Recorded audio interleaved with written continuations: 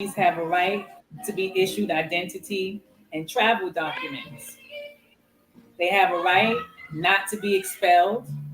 They have a right not to be punished for illegal entry.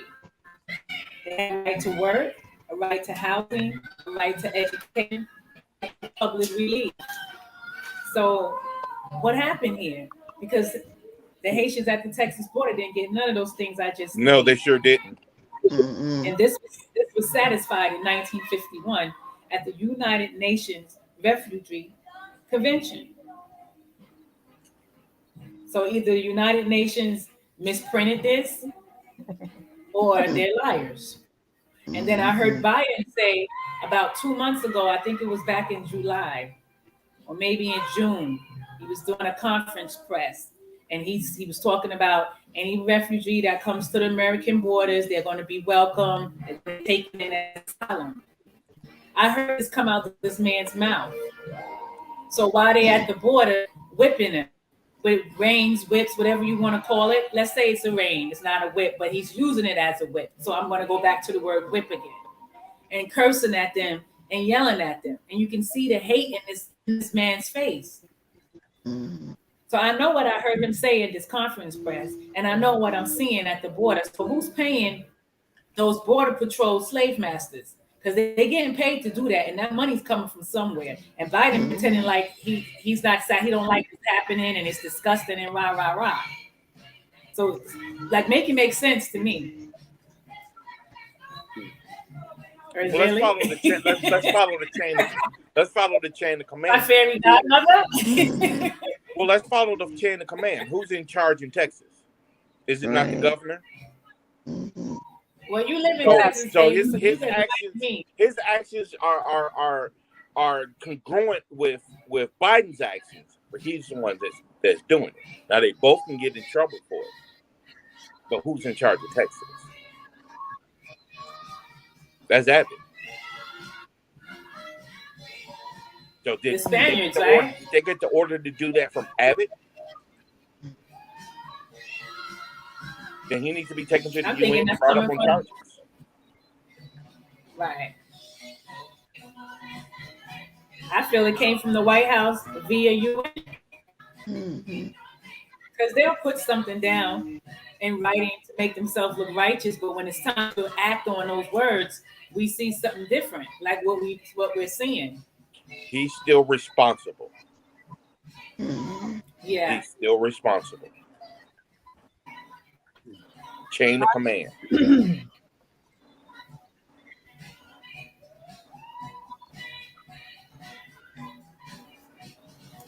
It said they have a right to be issued identity and travel documents.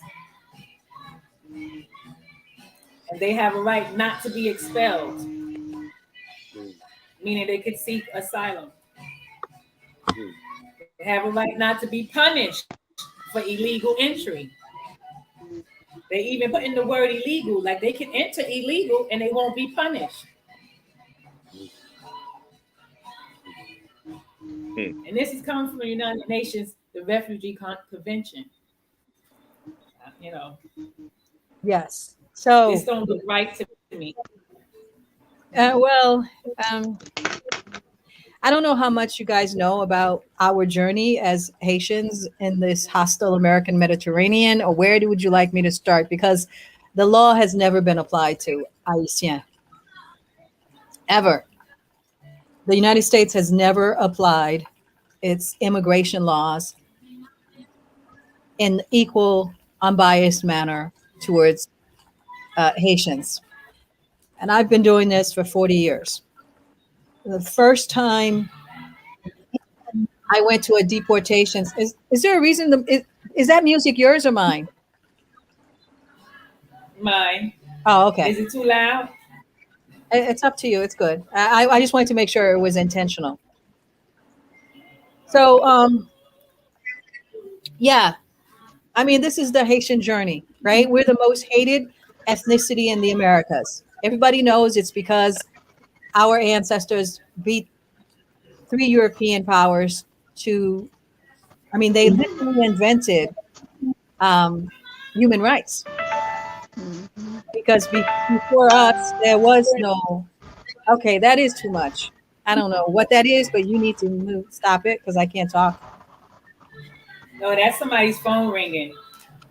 Okay, you should probably mute everybody, I guess. Somebody's phone ringing. Not mine, but I will mute. I'll mute mine too. Sorry, with notifications coming down. Sorry. Oh, that was my auntie's. Yeah, I forgot it. I forgot it was on. I was trying to get up a map of the Del Rio, the area of why they focusing on that particular part of Texas. And for what I'm seeing, is near the Air Force Base where a lot of my family members were. Some of my family members that were in the Air Force were stationed not too far away from there, and not Laughlin Air Force Base. I had family that was stationed there years ago, and you got a couple of rivers going through it, and creeks, bodies of water. My thing is, they had to travel a long way. If they're coming directly from Haiti and sailed or waded, they had to go through a few bodies of water to get over there. Because this, what we saying they came now? from South America. From Actually, South. they came Oh, from South, yeah. so they made it seem like they're coming. Okay. No, Well, that makes sense. Here for 30, 40 years. Uh-huh. Mm-hmm. But I'll let Èzili explain that more. Okay. Because she must, explaining the whole mission of that. A lot of people think that they somehow left Haiti and then they found themselves at the Texas border. Like, come on. How would they? Yeah, I was wondering how that was going. You know, I'm like, oh my God. Oh, sorry. Oh, gee. Okay. Okay, so in 2010, Haiti had an earthquake. At that time, Barack Hussein Obama was the president and Biden was the vice president. And Biden and they put the Clintons, Mrs. Clinton was Secretary of State and Mr. Clinton was the UN envoy to Haiti. They used the earthquake to take control of Haiti and steal $13 billion. Their campaign was that they were going to build Haiti back better. Instead of that, the NGOs, the charitable industrial complex, which is a $80 billion business, took, like I said, over $13 billion. And Barack Hussein Obama, who we survived, but he was the worst deporter. He is called in history the deporter in chief. But since the left writes our history, you might not know that. He deported more people in America than any other president before him. And he told Haitians who were survivors of the earthquake that they could not come and avail themselves to those rights that you just read, sister. He said, don't come. If you do, we will send you back to how did Haiti look like? 310,000 people died in 33 seconds. And everything fell down. And there was over 2 million people in the streets. And the predators came. They stole our children. They did all that they could do. And that is what those people you see 10 years later at Del Rio have come from. Because they could not come to America, the Chileans, the Brazilians, the Panamanians, the Colombians, these people made a lot of money selling visas to these Haitian immigrants. And they went legally with visas to Chile, to Brazil, and so on.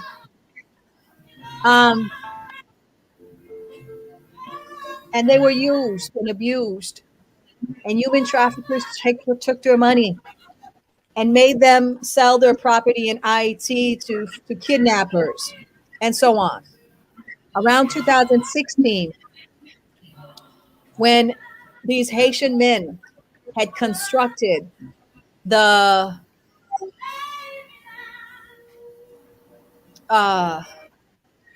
Olympic Park in Brazil, they started kicking them out. And then they started kicking them out everywhere, in Chile and so on. Honneur, respect, Haiti, Thomas. Could you kindly just take the music out for me? Because I guess my focus is very bad. My side. Okay. I'll go on mute. All right. I appreciate it. So when the Haitians were kicked out of Brazil and all these other places, there is a route. If you guys go on my, if I could share it, I would. If you guys go on my whatever you call that, my Instagram, you will see it. There is a route from South America going through 11 nations to get to San Diego. And Haitians went that route. And essentially, I don't know if you can see, I don't know if you can see it. Can you see me sharing this screen at all? Can you guys see the screen? I can see the screen. Okay.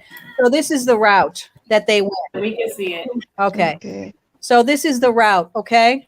If you could see it, they went from Brazil, they went through Peru, Ecuador, Colombia, the jungles of Panama, Costa Rica, Nicaragua, Honduras, Guatemala, Mexico, to finally get to like San Diego and then Del Rio. That is the route. They went through, they walked the jungle, they took buses, they took planes, and to us, they are our heroes because they tried to survive when all these nations would not have them or give them the rights you just read, sister. Those are international rights, but they were not given those rights. They kept being deported and deported and deported and deported until they finally got to San Diego or Del Rio. And you saw what happened to them in Del Rio. And the United States has something called Title 42 that says because of the epidemic, they can circumvent this international law. Of course, that's all has been stopped by a U.S. federal judge, but the United States doesn't care about it. So they did what they did and what you saw them doing. So that's really what we're witnessing. These are the pictures. You guys can go on my Facebook because the middle passage continues for Haitians. You see this father holding up his child. It just continues, but it's something that we've been dealing with for a long time. These are the two women, Ellen Lalume, and who at the UN, the U.S. ambassador to the UN mission in Haiti, and then Michel Sisson. They're the ones ruling Haiti. They are called we call them the legal bandits, right? Because the world thinks of them as legal, so-called diplomats who are doing neutral business. But in Haiti, they're the ones that pick who leads us. And after the assassination of the other puppet that they had, Jovenel Moïse, on July 7th, 2021, by a tweet, the UN Wicked Witch of the West, Ellen Lalume, chose this puppet collaborator for biscuits and whatever else he gets to be our acting prime minister. And I hear, though I haven't had the chance today to see it, if it happened or not, They brought him, Ellen Lalune and Michel Sisson brought this man to the UN General Assembly, which is having their annual meeting this week in New York, to introduce him as our leader. Well, one of the things that the Haitians have said is that if you refuse to allow us to rule ourselves, if you bring in death squads and mercenaries and have Ellen Lalune and the NGOs steal the so-called aid money, if you bring us cholera that killed 30,000 Haitians and after the earthquake killed 310, and that poison Haiti's waters, they have no other choice but to leave. But the white man lies, and he's a predator, and the white woman is worse. She gives birth to these liars and these predators. And her estate grows by all his plunder. And so that's what we have. So he will write these laws that sound just. He will have these education that makes him seem like he's like the greatest democracy, justice person on the planet.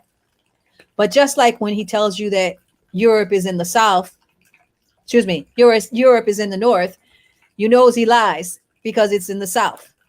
So he lies about everything. So when he writes these laws at the UN, which is something I always say, when I say the UN's name, I curse it. And I say that it will go the way of the League of Nations because it's the most undemocratic organized crime institution on the planet. The Eurasian uses the UN to make as if it's all the nations that are having these policies. But no, there are 192, 194 nations at the UN, and 5 people have veto power over all the nations of the world. And who are those 5? If you know who they are, then you know who rules the planet. The United States, we call them the World War II powers, winners, because the Eurasians have been, they're warmongers by nature. They've been fighting each other for more than 6,000 years since they got on the planet. And whether they call it the Crusades or whatever, the Christians and the Catholic, the Christians and the Muslims, the Abrahamic religions, they just fight for bounty. And they just then cover it up with God and all kinds of other laws.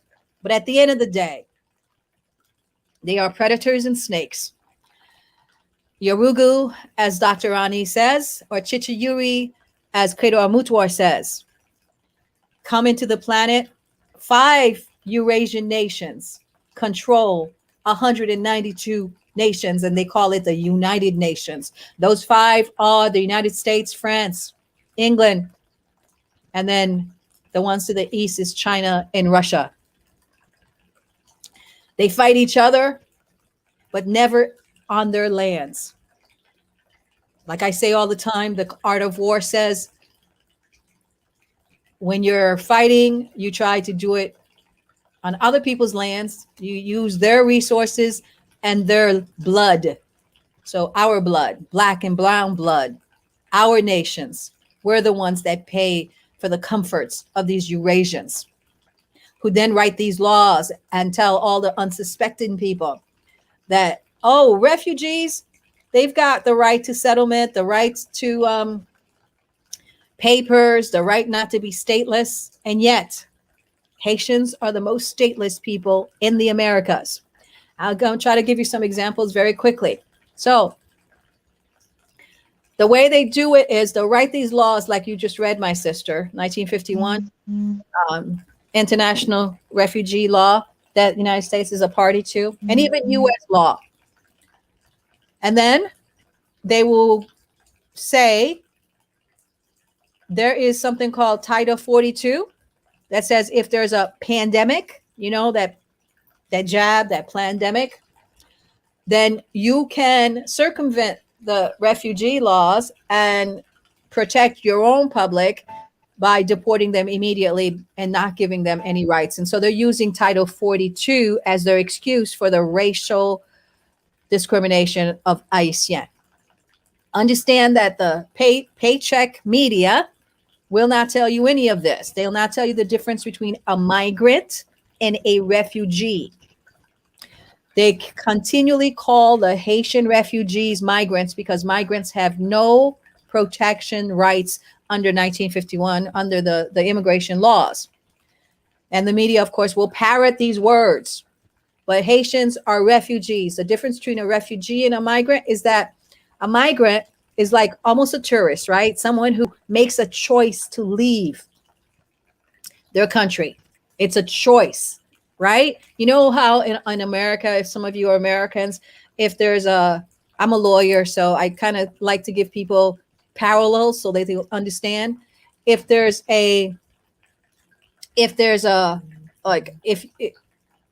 you have a job and you decide to quit the job, you may not be eligible sometimes for what's that thing? Unemployment insurance, right? Yeah, right? unemployment. Okay, so if you quit, if you voluntarily leave, then you're not eligible for the legal protections.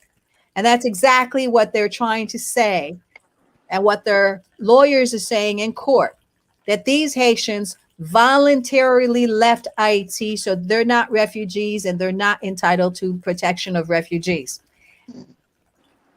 Why does this benefit them?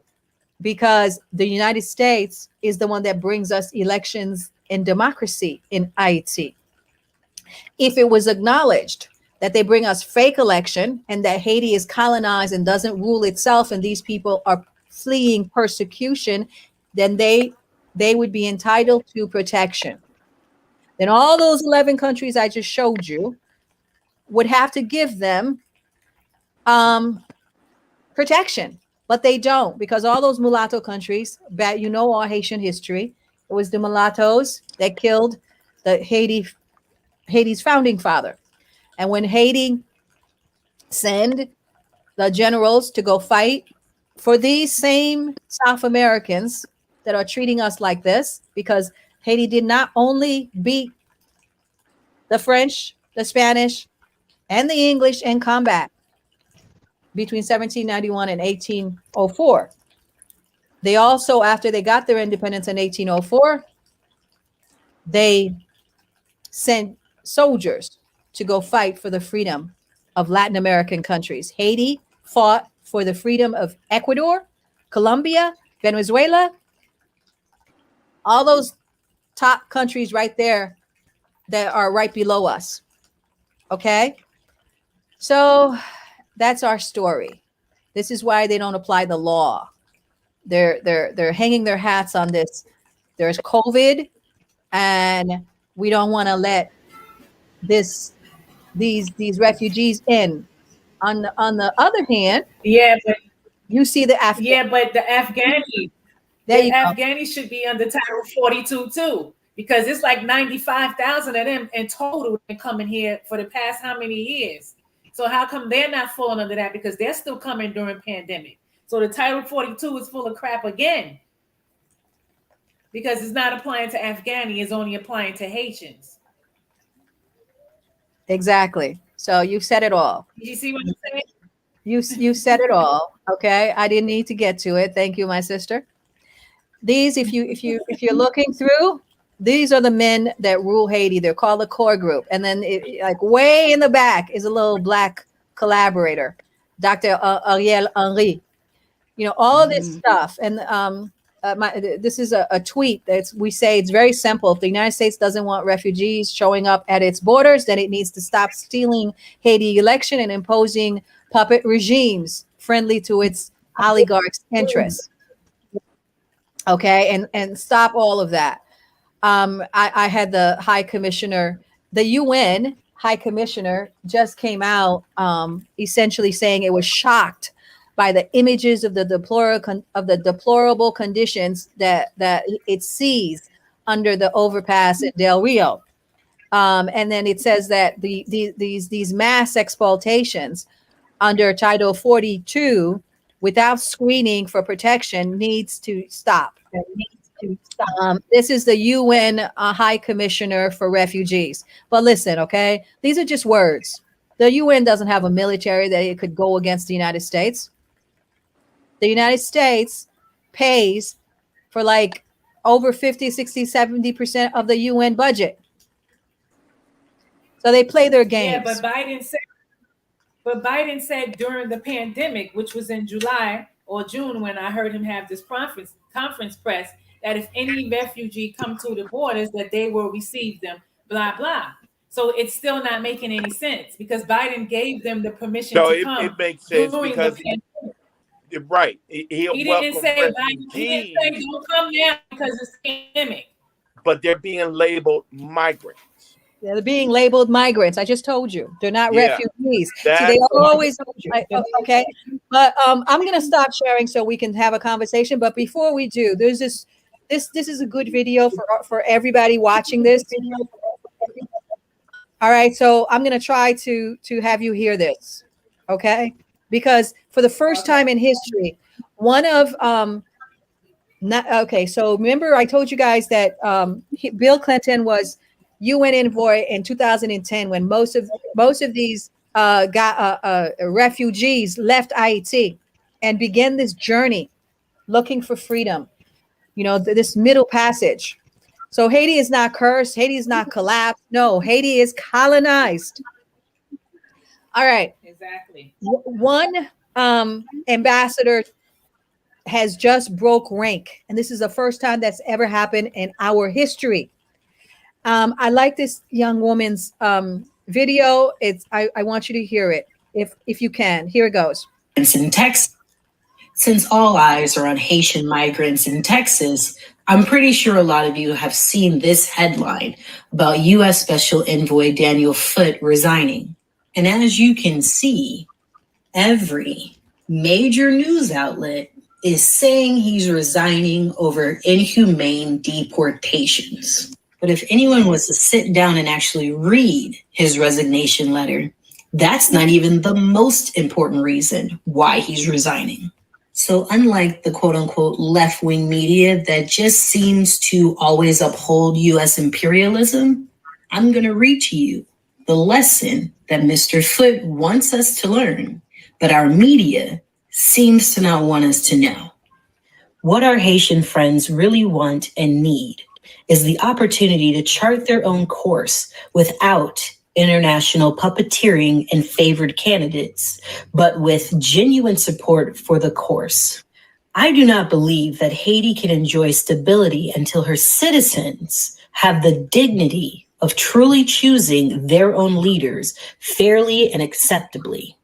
Last week, the U.S. and other embassies in Port-au-Prince issued another public statement of support for unelected, de facto Prime Minister Dr. Ariel Henry as interim leader of Haiti and have continued to tout his political agreement over another, broader, earlier accord shepherded by civil society.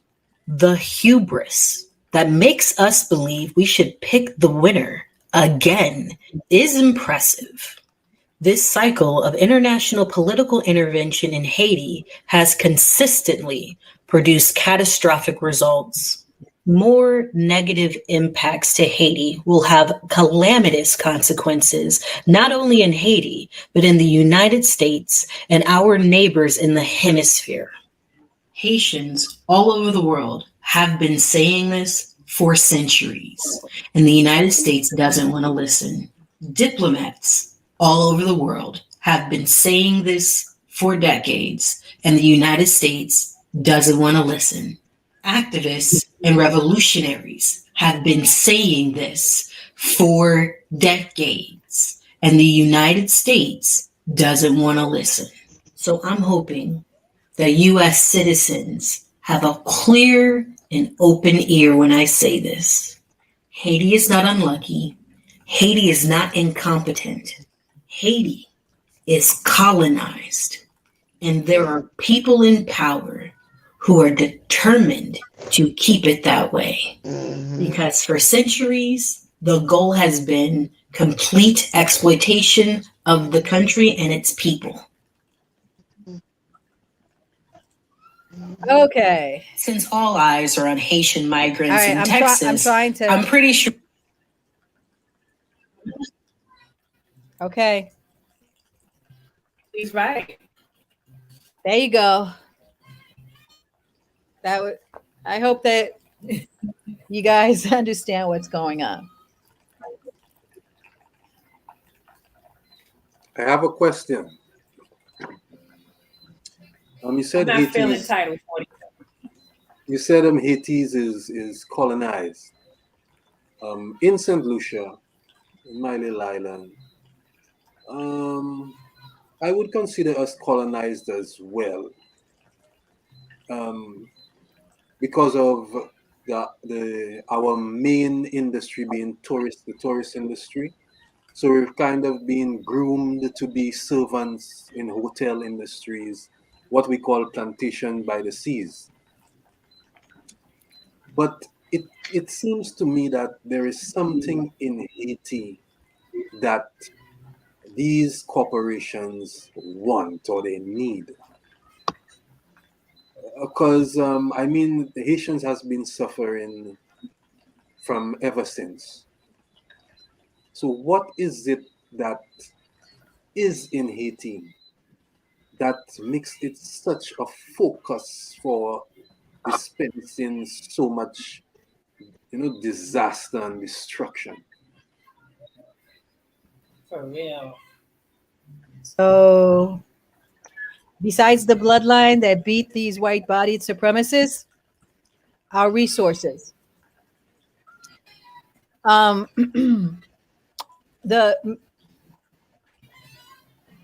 location of Haiti is central to the geopolitical battle between the West and the East.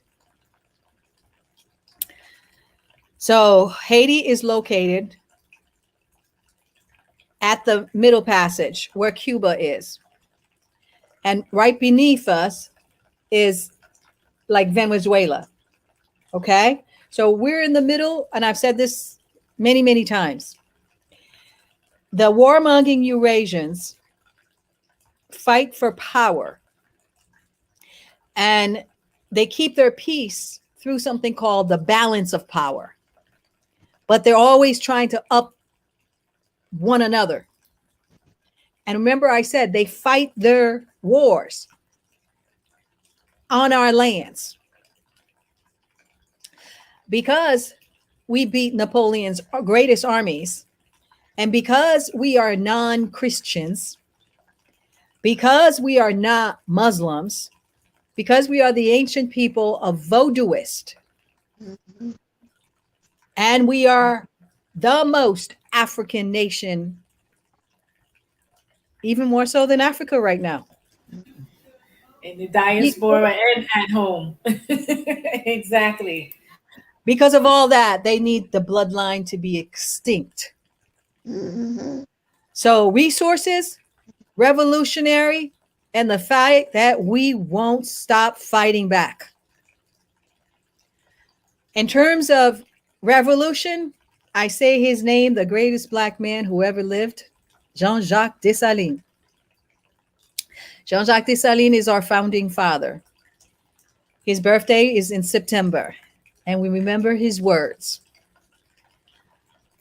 There is something called Dessalines' law. Dessalines said never, there's never. It's not April he was born? No. Dessalines, September 20th, 1757. 1757, 1758.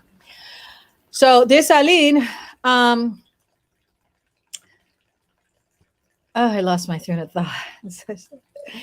So he, this whole week, because I run the Free Haiti Movement, just a little bit of background for those who might not know.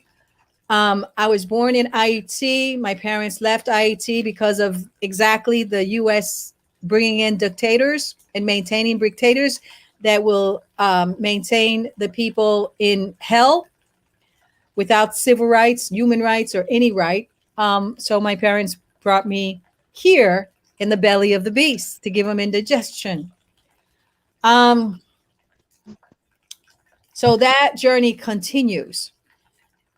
And so we teach the lessons of Jean-Jacques Dessalines and the lessons of the Haitian Revolution. The Eurasians would not want Dessalines' lesson or the Bois Caïman lessons to be what the catechism of Black people. Free Haiti movement constantly tells people what and how our ancestors won the revolution.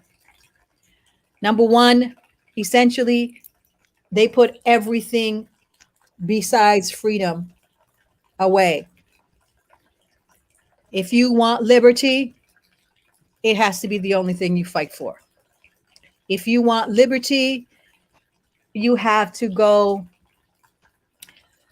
I'll give you the example. So 1791, the Haitian Revolution begins. This is after 300 years of brutal, white-bodied terror, rape, breeding the women, importing us through the triangular trade that they called their economics. The Africans who were there would be worked to death within 3 years of landing, 3 to 6 years. They would die. It was an inferno, sort of inferno they're trying to do now. But the soul of our ancestors, my name, what we stand for, it really, really scares the turn the other cheek Negroes and the Jesuits, the Masons, all of the secret society folks that know that we know who we are, and what our history is. Because our history wasn't written in a book, it's oral. What I know is not written in a book, it's oral.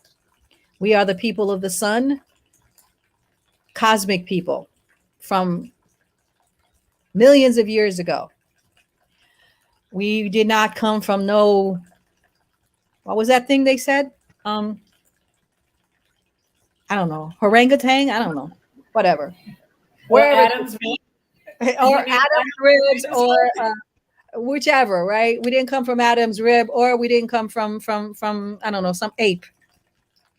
Anyways, that very knowledge of the universe is what they don't want out here. What Èzili Dantò is, the divine mother, is what they don't want out here, because the Abrahamic religions destroys the mother. What we give birth to, the nature that we are, because they are just profit over people, soulless entities that have this migrated power that has inhabited them, that we can see as voodooists, but they can't see.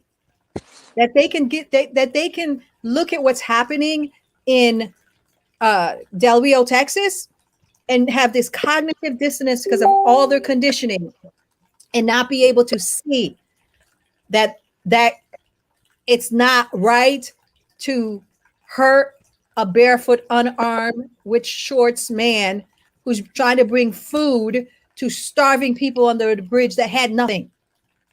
Like, they can't see it. So we don't appeal to their conscience because they can't see it.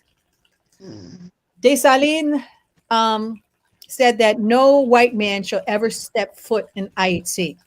He told us that if we let them come back, they will divide us and they will bring us to virtual slavery again. And he was right. Dessalines, at Bois Caïman, 1791, August 14th, the template for the Haitian Revolution is "E Mabamba Kanga Mandele Kanga Bafioti Kanga no Joki Kanga Yo." I say it in the name of all that we don't see, all that is bigger than we. And it means that the Mandele, it's in the Kinkongo language of Nzinga. The women of the Haitian Revolution who fought were the descendants of Nzinga, who fought the Portuguese, the descendants of the Dahomean warriors who fought the Muslims, and those who lost at Grenada, who had destroyed Africans or tried to destroy Africans in the West, in West Africa, and ended up with what we have today, the thousands of years of Muslim Arab enslavement, where Black males were literally, not like they're doing now with effeminization, but they were literally castrated, and they had castration armies. So Haiti is a continuation of that history, because in 1492-91, Grenada fell, the last Muslim in the Iberian Peninsula, southern France. And that fight was brought to the New World. And the Mahafa is in Haiti, started, right? The Holocaust for Black people in the Americas started in Haiti in 1492 with the pedophile Christopher Columbus. And they met the people of Anacaona and Kaonabo, and those Black folks, indigenous to the Americas, fought back and keep fighting back. Even though, as you know, before Columbus came to the Americas, the other Eurasians came, what they call the Chinese. And now, you know, they mixed with the Africans, and you call them the so-called Indians or Native Indians or whatever that is. But all those lies we know as Vodouists are lies. The reason they have to destroy Haiti is because they cannot let the history books understand that we are the living libraries of what they have been trying for thousands and thousands of years to exterminate on planet Earth. Also, Haiti sits on some pyramids that you will never see because they control our waters right now. But I always invite people to go see the Blue Pyramids in Cuba. And they connect to all those pyramids in Kemet and everywhere else on the planet. The Eurasians want to control the knowledge that they find in these places. So they want that land with no Black people in it. So they bring the UN to cover it up and say they're bringing us democracy. Also, 66 million years ago, there was some sort of intergalactical war, according to the Vodouists. And an asteroid landed in what is now Haiti and the other places, and just broke those landmass, what the European calls Pangea, and created the continents you have now. But in that space, the remains of that asteroid unlocks a lot of secrets of life. Haiti is a land of mountain after mountain. Those mountains are asteroid remains that they call iridium. Iridium is about $40 million a ton, I think. Or sorry, 40 billion. But ever since I've been saying it for the last 25 years to 30 years, they keep changing it. If you go and you look up the price of iridium, iridium is used in various ways, but one of the biggest ways is what the Eurasian oligarchs just used it this week to go to outer space, because iridium is the remains of an asteroid. Imagine how hot that was. So it's very, very heat resistance when you go, and they need that kind of metal to build their ships. So they are in Haiti stealing not only our gold, stealing not only the oil of Venezuela, maintaining their balance of power, but also human history. They have to maintain the Vatican's, the Rome lies. And so that's why we're not free. That's why I've had 6 assassination attempts. This are the reasons why we are special. The landmass is Haiti's landmass is over 1 billion years old. Okay, what's in it is something that goes beyond what I can tell you guys. But there are portals, and certain bloodlines can walk to those portals. They can get you back to different places. Ask Haitien, if you have a Haitien a friend, what I'm talking about. We call our primordial space beneath the waters. So we have the resources, as I said.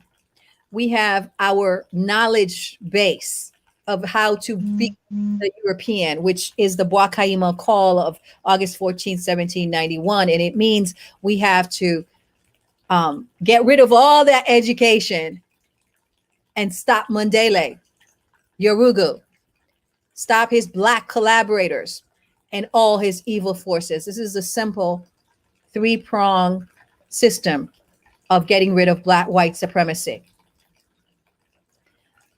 But our educated blacks who write the books go into all this other complication. But Dr. Neely Fuller told you what his evil forces are. And I keep repeating myself, okay? I'm getting to be a little tired, but... You're fine. You're fine. I'm okay. Glad you are. Dr. Neely Fuller says his evil forces are every level of human activity. He converts that into a means of conquest. His religion, his education, his medicine, his law, his entertainment, his human rights organizations,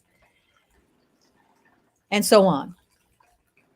And until we understand that clearly, we're going to continue to believe a word that Chichayuri says. Until we understand what our ancestors understood. So that's why they have to get rid of Haiti, okay? And this is much deeper, and I have 30 years of work out here for those people who want to go into the Vodun part, which I just went to just a little bit. You know, you all know Bookman's prayer.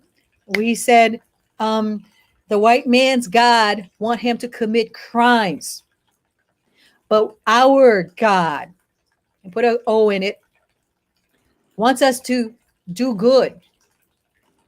And will strengthen our hands to give us the vengeance that we need. So a voodooist never turns the other cheek. They could kiss my you-know. Can I say it? Yeah, please. No, I hate our people that work against our people. Because you're not our people when you do that. And I will not forgive you for that. I'm trying to learn more and more about my people. And if you misdirect me, you're on my shit list. Exactly. And you can kiss my ass. So that's what they do, right? So I just talked to you about the philosophy that they can't have metastasized, the strategy that they can't have metastasized. And then I told you about the resources, the various iridium, what it's used for. It also used for cancer. It's used for all kinds of things, right? This is why Haitians are still alive. Because when they try to give us these diseases, the first thing as a healer I say is take your children to the hillside where there is no plastics, there is no remains of Neanderthals, and put their feet in that land. Haiti's very earth is filled with healing properties. Part of it is that iridium. Part of it is the fact that it's so old. And we were there for so long. And we were the first one to get rid of them. So they really haven't been able to mix their garbage but they are right now. The NGOs, they have clogged up Haiti with plastic and all kinds of things, and their pedophilia and their pederasty. This is who and what they are. So we are Vodouists. We are not the Abrahamic religions. We worship the ancestors. They are us. Our DNA is their DNA. We are one. We know that. The iridium, the gold, and then geopolitically, as I always say, Haiti holds the balance of power of the Eurasians, right? So they fight each other, but they do it on our lands. So the revolutionaries in Cuba fought them back, and then Russia came to hold that revolution. Without Russia, they would have the Republicans and the Miami Cubans would have destroyed Castro and the revolution. Understand? Understood. Then you have underneath us Venezuela, that has what these Eurasians fight for, right? Glitter and comfort, and their philosophy is not about living with nature, but conquering nature. And so instead of having, listening to Tesla, for instance, and doing green energy and the energy that our ancestors had, which is in the pyramids, they dig for the fossil fuel, right? And create earthquakes and fracking and all kinds of things that destroy the planet, right? Poison the waters and so on. Native to the native people they destroy. Okay. So Venezuela has the largest cache of reserve of oil in the world. The others, of course, is up there by where in the Middle East, but Venezuela has the biggest, and the European and his greedy, hoarding everything, can't allow them to rule themselves, and use the resources of the country for their people. So he's been fighting to destroy Venezuela, and guess what? The only reason Venezuela and Maduro is still in power right now is because of the military of of Russia. Okay? Haiti is between those two. Cuba, Venezuela. If they lose Haiti, Americans believe they lose the balance of power. Mm-hmm. I hope I answered that question.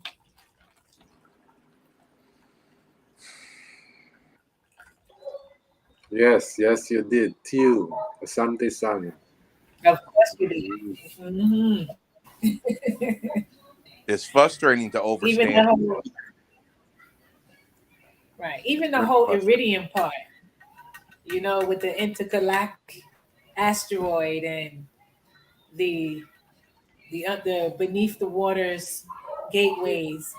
Only certain people from a special line could, navigate those waters or primordial spaces that he was talking about. In itself is just that iridium probably do its travels through the cosmos. It's probably a radiation repellent. So if you're walking through the hills of Haiti, you're cleansing your body of the free radicals that you're consuming in this radioactive food that they feed us. Cancer. You can't tell a doctor you diagnose a doctor with cancer. He will not take chemotherapy because he knows that'll kill him before the cancer. So why are you prescribing it to other people? They know these certain things that we don't know because it's been hidden from us, and they try to take advantage of it. Now that they think that they have Haiti in a position of total conquest. I mean, It's a word game. Migrants versus refugees. Refugees have rights. Migrants don't. I mean, it's. I'm tired of it. It's frustrating. Yeah, but I'm sick of them. there was I'm some ready for Afghanis that I'm came ready here for as another one migrants. of our meteorites to come and hit this planet that will poison just them.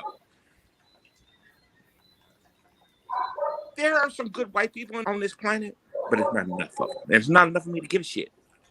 Oh, you want my rattlesnake? It's frustrating. It's frustrating to learn these different things. I never even say that. You know, remember Muhammad Ali's rattlesnake conversation, sister. You remember? Right? He says, you know, well, back in the day when white people were coming to him and saying, you know, during the time of Malcolm X, aren't there some good white people?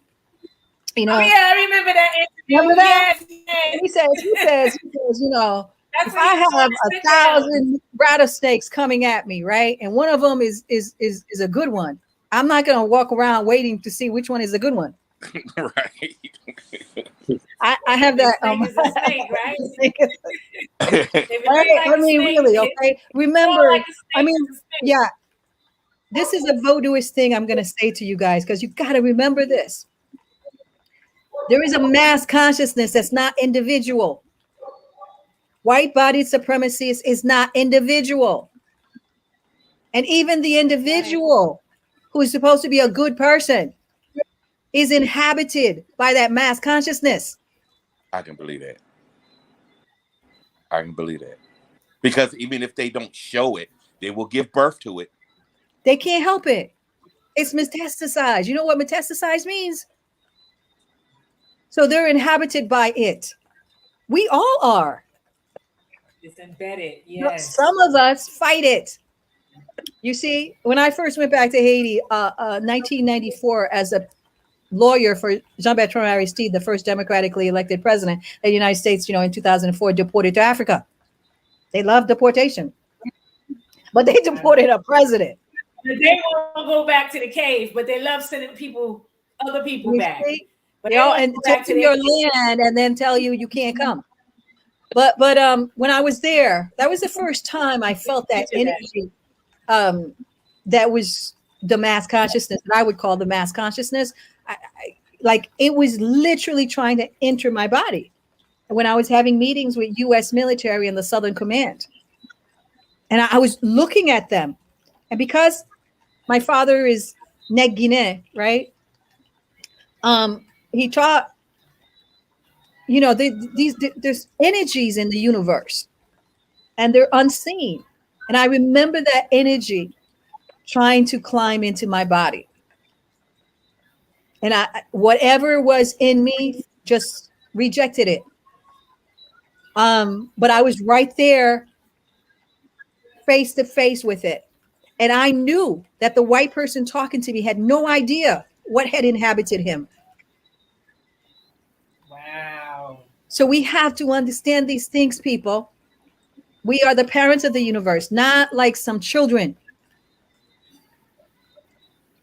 Anyways, I actually have another interview. So you guys, I think I'm gonna try to wrap this up. If you guys and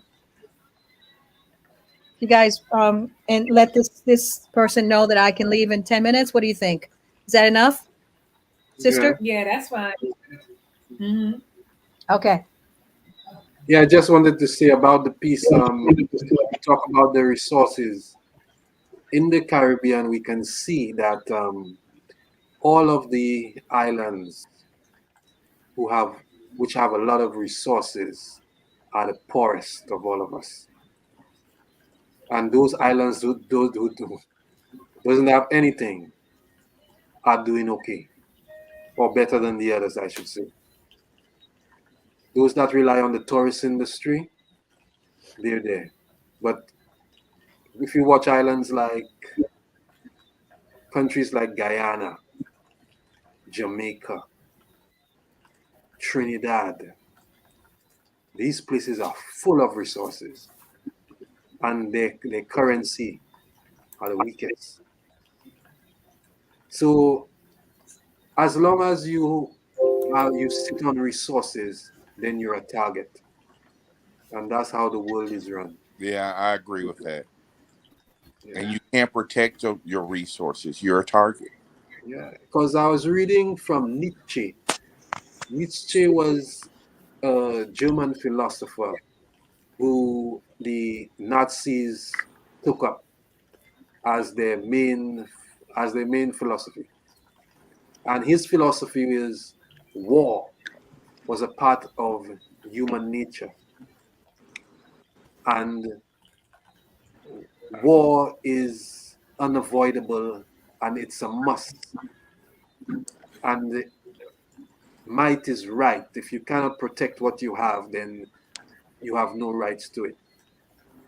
And even when that Frankenstein, the white supremacy created, that turned on them, even after his death, these scientists, they took from that same philosophical mindset. From those are the ones that put in all the things to kill us in our food and mostly everything we use. Because I always say that the coronavirus, Black people are suspicious of it because we know that you're already killing us slowly. But coronavirus is something that seems to kill us quickly. Mm-hmm. So we know that living in the West, that we're dying spiritually, physically, mentally, and it's draining. And our mistake was not giving, I think, Haiti the praise that she should have been getting a long time ago. True. In St. Lucia, in my island, it's basically Roman Catholic. And our last real In St. Lucia, in my island, it's basically Roman Catholic. It's Afrocentric, yeah. And we had the Kelly, which still did the African practices of the Netchers or the Loa, and Shango, which still. So, since it's Roman Catholic, things African are disliked. People look at it with a disdain, you know. And me as a Rastafari that has transcended the Abrahamic deception and accepted my Nile Valley orientation into the world of the spirits. This is not accepted here. And when we talk about Haiti, we see witchcraft, voodoo, and bear in mind, this is still in the Caribbean amongst African people. So we never reached that point that we could appreciate and really honor persons like Dessalines. You know? And it's a very sad thing in the Caribbean because we have been forced to live like double identities. One kind of a corporate, and the next one is like when you go to your family or your brethren on the block, and everything is more real, you know. So we have like a schizophrenia in our minds. So it's a very deep thing, especially when we get on the topic of IT, which did so much. And we have so many great heroes, especially the women. Every time I read about IT, I'm always surprised to hear the power of the one who taught Dessalines, Toya. Toya, yes. Toya. Toya. She taught Dessalines how. I was going to ask you if you know Toya. Yes. Yep. Yes. Toya is the truth. Mm-hmm. And there's Cecile Fatima. There's also Marie Claire. Marie Claire. There's, Yes. of course, there's, Professor Baina Bello, who has the Marie Clara Words organization that you all should support. Mhm. And there's also a next person I found I was intrigued by him was Mackendal. And there was the Mackendal Revolution, and the whole thing about the herbs and the Vodun. So that history, that's why I said it's like a miniature of Africans' world history, Yep. in that island, that everything just comes together, the savagery, the oppression, and the heroes, the different heroes we have there in Haiti. So I think it's sad that we're not hearing a lot from the Caribbean islands about that. Well, I mean, the what do you call that? The journey for Haitians continues.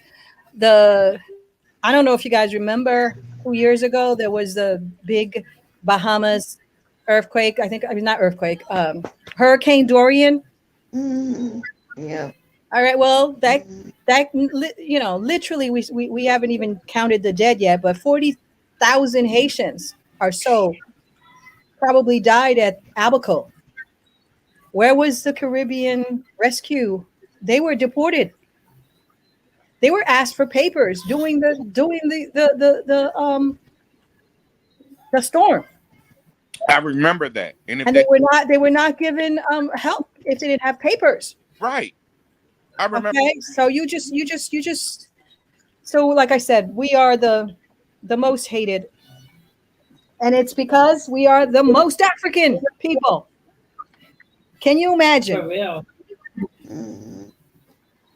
All right, ladies and gentlemen, it's time for me to move to the next one. I'm going to try to put that on my Free Haiti movement. So if you want to watch it, go ahead.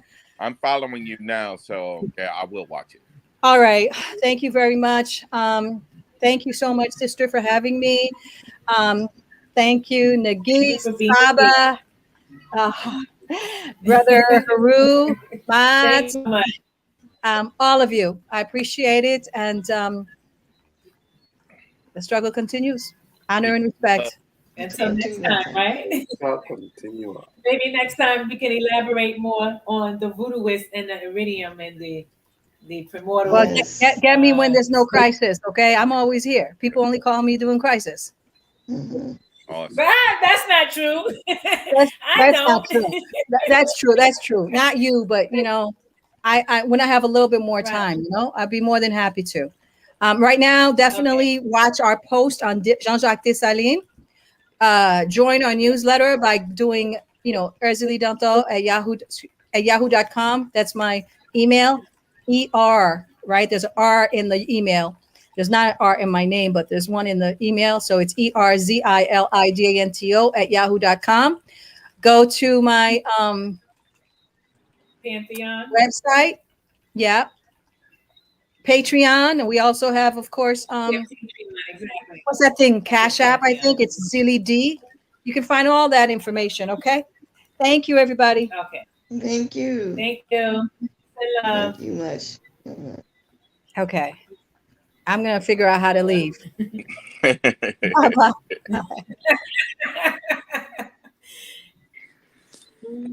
Yeah, so that was beautiful. Yeah, so brilliant, sister. Yeah, it was very good. Good, thanks. Yeah. We definitely have to do this again. Yes. Hopefully yes, sure. on a different, more metaphysical, galactic type of conversation. She just scratched the surface right now, but we can get more into Antoya and Makadal, and you know what I mean? Mm-hmm. Talk about the mortal spaces and the true essence of the voodoo system, what we've been lied about and spooked out about, Mm-hmm. kind of like rewrite history. We take the pen in our own hand, rewrite the history that's not been told. We kind of responsible for that because and when we know better, we got to do better. So I think the age that we're in right now, this space that we're in, I think this is the information time for us to give the information, share the gifts and talents and the knowledge and the wisdom that we, Right. exactly. The next generation before us, they'll probably be the ones to put the action behind it. Put the action behind the sword. Right. But they got to get if the cup has to be filled first, they got to get the information first. So all we have to do is set the stage for them, and then they'll know when to dance. Not to say that we're not doing action, but it does need to be a little bit more proactive, and I think it'll be the next term that'll be a little bit more proactive.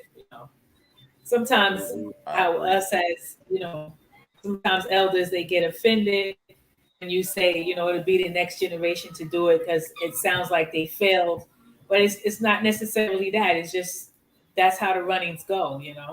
What one won't, the next generation will. Because people are going to get tired of seeing what we're seeing and going through what we're going through. We're going to get tired of that, So that's how I see it. For real.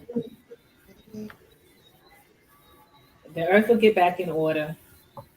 And I think the Haiti situation is going to sort itself out because I'm telling you, Biden said this a few months ago. He didn't say don't come because it's a pandemic. He didn't say if you flew from Haiti or flew from Jamaica and you come to America trying to seek asylum, it doesn't work like that. He should have been more specific.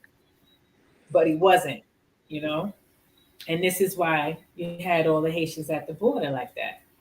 So he has to explain. He didn't explain himself right. He's just running his mouth, running his mouth because he probably was really truly talking to the Afghanis and the white races. Now he's But being he Jim Crow He couldn't Joe. say that in public press. Yeah, he couldn't. So he just speak in general, but we know who he really was talking to. He was never really talking to anybody black. Because trust me, they would have just stayed in Chile, they would have just stayed in Brazil, they would have just stayed in Peru, they just stayed in Colombia or Panama, Mexico. They would have just stayed had they would have had a clearance on what he mean by asylum. You know what I mean? So because of that, I think I feel things are going to start, weighing itself out in its proper perspective.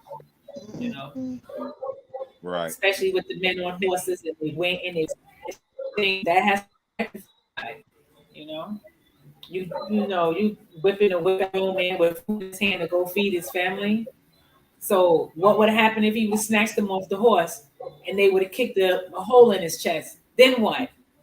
Then you'll say we're violent, That's why we don't want them here because they're violent. But you're the one enforcing violence first. So that has to be cleaned up all the way. Yeah, it's the world is founded on inequality.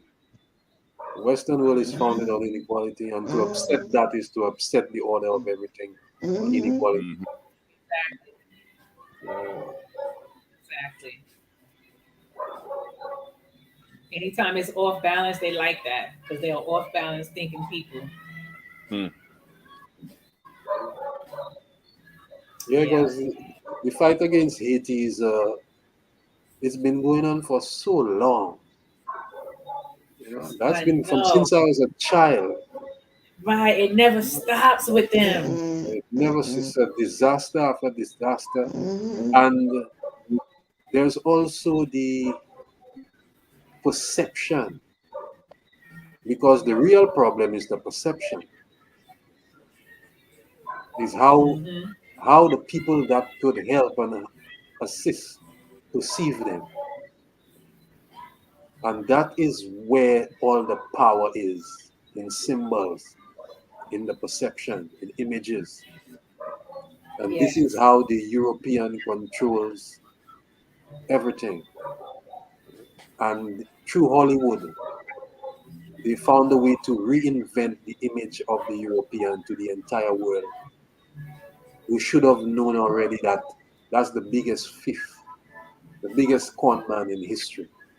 Stole 5 continents in 500 years. And still today, he's the world's still police. running. Still not happy. Yeah. The biggest thief has Still turned not into the world satisfied. police. So it's crucial. It's very crucial. And now we have of course, the vaccine, and that will spike up the fear in African people, because we are people that live. A lot of us like to live for the now, and because we live for the now, we end up That's falling right. victim. We fall victim to a lot of our vices, And fears. immediate pleasure. So that's why we have all these sicknesses, the hypertension and things. So obviously, a virus like that will kill us first, because we don't live Right. for the future, because the future seems somehow depressing, because we really don't have a say in our future. We're just Mm-hmm. following. We're just following. We don't know where we're going, but we're following. There's no climax to it. There wouldn't be a day we wouldn't be paying water, we wouldn't be paying electricity, or there's no climax. We're just following something like a merry-go-round. Whereas we're supposed to be working towards a climax, a clean earth, love, broken borders, clean water, no more paying for electricity. We go on solar. Like, our advancement has to do with just comfort and not the realization and practicality of life. That's right. Yeah. Everybody want a So, quick fix now. They want it to happen now, you know? yeah, yeah. Now that's what modernization is. Having everything now, having everything immediately. But we know if it doesn't take time, it has no substance. So we end up with True. a lot of things doing quickly, and we losing experiences, we losing substance. So we end up as empty shells, because we don't honor things of substance anymore. But this is all from Exactly. the European logic. It's a European philosophy of life, to have everything now. When the Europeans went to Hispaniola, right now we call Haiti, they said when these guys ate a meal, they said that meal could have shared for free natives for 3 days. So they have avaricious appetite for other people's stuff. Yes. Uh, Yes. because Like what when they Zelia was see, saying, they'll Mhm. go to war with each other, but they'll never fight at home. They go to somebody else's house and fight. Yeah, yeah, because they You are know, like you masters at with a. war. Hmm. Yeah, I was saying they It are reminds me of masters. like, yeah, that big time mobsters, big time.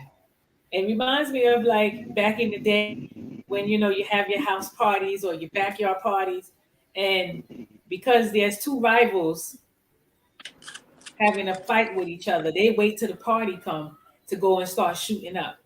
They don't go and fight on their own terms. They wait until there's a celebration or they're going somebody else's term and then want to start fighting. And that's how that European operates. Like she was saying, they won't fight on their land because they got to go home. They want to go back home to things in order. They'll come over here and fight. Hmm. Mess everything up over here while they're home sleeping in their bed, their clean water, got their lights running and clean food. But where they was just fighting at is destroyed. So it's like that.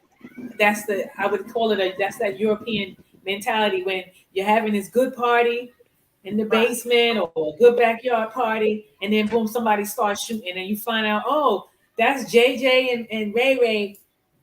They had beef since forever, and now Ray Ray's out of jail, and JJ said when he got out of jail, he was going to get him, but they don't fight somewhere else at JJ house or Ray Ray house. they fight at somebody else's house, you know, and innocent people get hurt, people die, you know. Yeah. And that's the mentality that Black Americans picked up. African Americans pick up that mentality too. You know, I see them behaving like that. What they'll do at your space, they won't do in their own space. Like some of them just act like typical Europeans. Mm-hmm.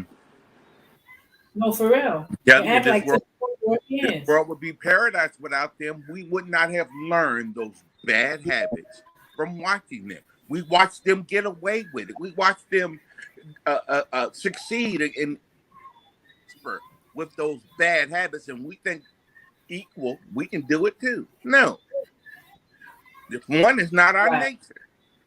Right. Right.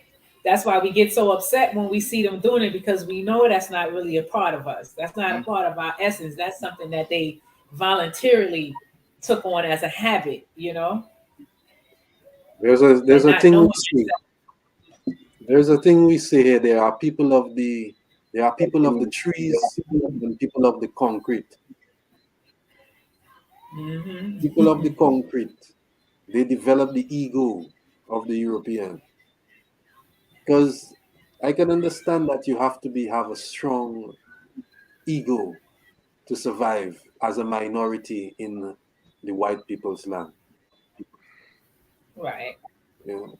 And there's a difference in character between the African American and the Afro-Caribbean. Because we experience, I guess, the rivers, climbing trees. You know, we're just at peace with nature. You know, most of us, we grew up without electricity. We had to walk carrying water. You know, these walking bare feet. You know, we experience all of these things. So you get a different feel when you speak to an African American who raised in the concrete jungles of New York. Of course. Because sometimes they come to the Caribbean, and when they come into nature, the way they stand in those areas, like let's say we go to a waterfall, and the way they would try to balance themselves, you could see it's a disorientation for a Black person to be in the concrete jungle. Yeah. It kind of separates you from creation, from nature. Mm-hmm. So if a lot of them can get out of the cities and go to the places where there are trees, streams, try to set up an environment there, you know, it will be a better feel, you know, for your African spirit. And I always wonder why the African Americans don't assist Caribbean people to in more like setting up libraries, trying to enter government, funding persons to enter governments, and because we have to take it to a whole political awareness. And we are basically 90% African people. But the only thing that has us is our mindset. That's why, because of brainwashing.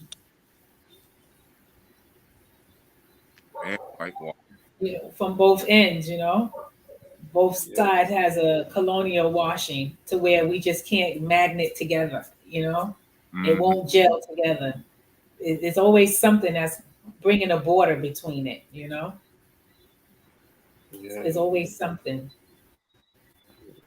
But I think right now the media is supreme right now due to the lockdowns and the shut-ins. Right now the media reigns supreme, and I think we should be using it more often to reach out to more different persons in different countries in the world that are on the mission of the African Renaissance. So we can have a network of different persons from different islands and we can build something from that. Because I mean, Marcus Garvey did it, and there wasn't no internet yet. Exactly. So we have a lot going for us when it comes to that. But at the same time, we still have to have a certain level of privacy. A certain level of privacy. So we move in stealth. I agree. Because when Africans unite, that will be like waking a sleeping giant. And we have so much talent and so many resources that they will just be unstoppable. We should be doing a lot better by now. We should be. But I think they sensed it, and that's why the corona and all these things came up, because they were sensing that we are waking up, and too many African millionaires are popping out, especially because of the internet. Right. So they had to find a way to reach into our pockets, destroy our businesses, because a lot of black businesses went down under. And I think Corona was more a fight against our economics than health. Exactly. Because in IT, I heard they weren't vaccinating anyone. The rate was like 0. Yeah. So right now, a lot of countries was at almost a 0 rate. Well, even some parts of Florida. Well, the president said that there are people drink this tea, and it was from these 2 different herbs, and they didn't eat it. And as soon as they assassinated him, what was that? Kamala Harris came out and said that we are now shipping vaccines. Yes, I remember that. Yes, exactly. Because they know the remedies.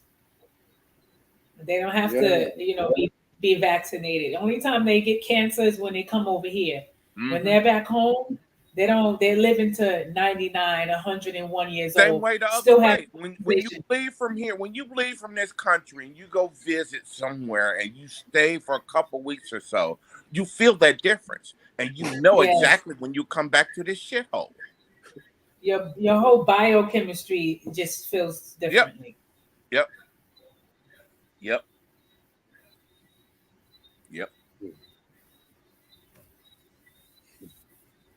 It's true. So they know.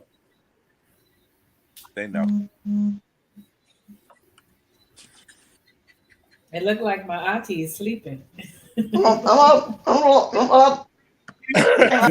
I am up. I'm just sitting still. I'm up. I am up listening to everything.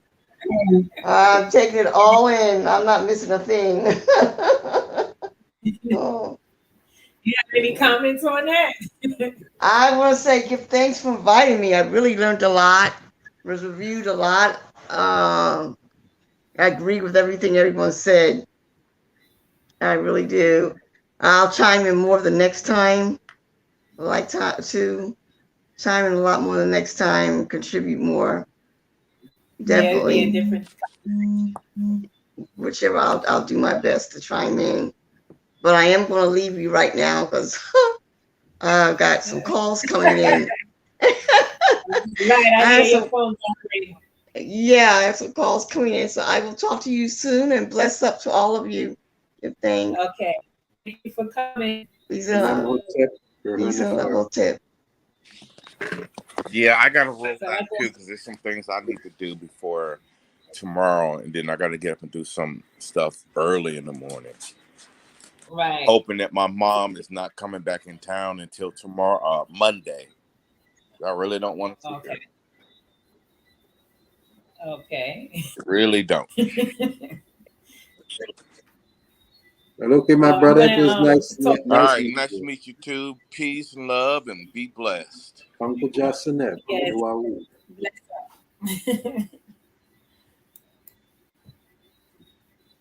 Yes, Empress. It's just you and I now. Yes, I was about to log off. Well, it was a nice discussion. I really enjoyed Empress Èzili. Yes, it was. It was. Yes. Yeah, the history of Haiti is quite fascinating and inspiring. And it's so much more to be talked about, you know? Yeah. So much more. And she mentioned Dr. Bayelo. Mm-hmm. Yeah, I listened to her too. She's brilliant. That's the Haitian woman with the gray afro? Yes, with the white hair. Yeah. Yeah, I love her. Yeah. Oh my goodness. Well, thanks for inviting me. Much welcome anytime. Hopefully we'll have another one soon. Yes, and I'll definitely keep you posted. I'm going to find out tomorrow what her schedule will look like, maybe in 2 weeks, perhaps. You know? Okay. Depending on how her schedule looks, but definitely, yeah, in the next 2 weeks, it seems like that could work out. All right. And okay, then we'll have a different conversation. Yeah. All right, brethren, give thanks. Yeah, Shemem Hotep, Uncle Jassonet. Shemem Hotep, Uncle Jassonet.